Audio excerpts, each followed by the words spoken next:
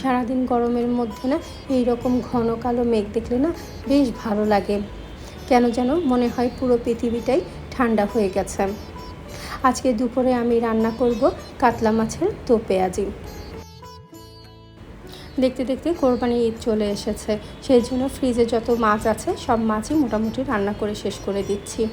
কারণ হচ্ছে যে মাছ থাকলে ঈদের তো কয়েকদিন শুধু মাংসই খাওয়া হবে, সেই জন্যই মাছগুলো থেকে নষ্ট হয়ে যাবে, গন্ধ হয়ে যাবে। তাই ভাবছি আজকে কাতলা মাছের দো পেঁয়াজি করে ফেলি।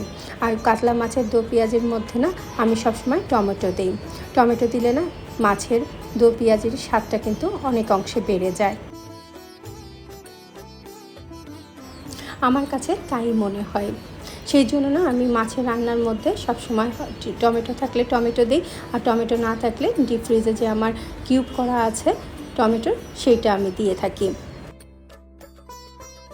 ঘরে কিন্তু অনেক কাজ বাকি আছে, এখন কিন্তু একটু ডিপ ফ্রিজ পরিষ্কার করব, সেই জন্যে আমি একটু শর্টকাট রান্না করছি।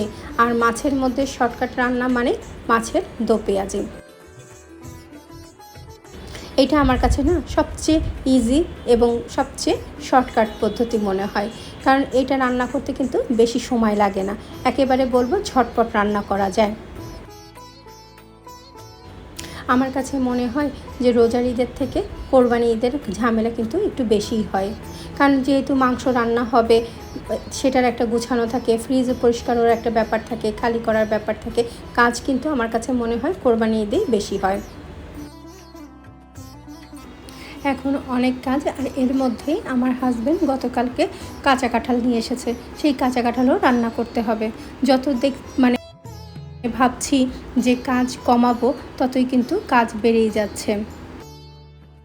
আর মাছ হয়ে আসছে, এর মধ্যে আমি একটু কাঁচামরিচ দিয়ে দিচ্ছি আর ভাজা জিরের গুঁড়ো দিয়ে দিলাম।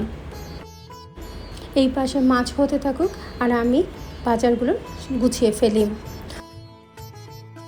আমার বড় ছেলে কোচিংয়ে যাবে আর আমি একটু বাইরে যাব একটা জরুরি কাজের জন্য, একসাথেই বের হব, সেই জন্য একটু কাজগুলো তাড়াহুড়ো করে করছিলাম।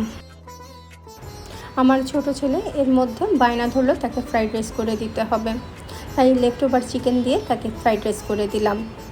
আমার বড় ছেলে তাড়াহুড়ো করে খেয়ে নিল, কারণ তার কোচিংয়ে যেতে দেরি হবে বলে। তাই ও রওনা দিয়ে দিল। পরে আবার আমি শাওয়ার নিয়ে রেডি হয়ে আমি আর আমার ছোট ছেলে খেতে বসে গেলাম।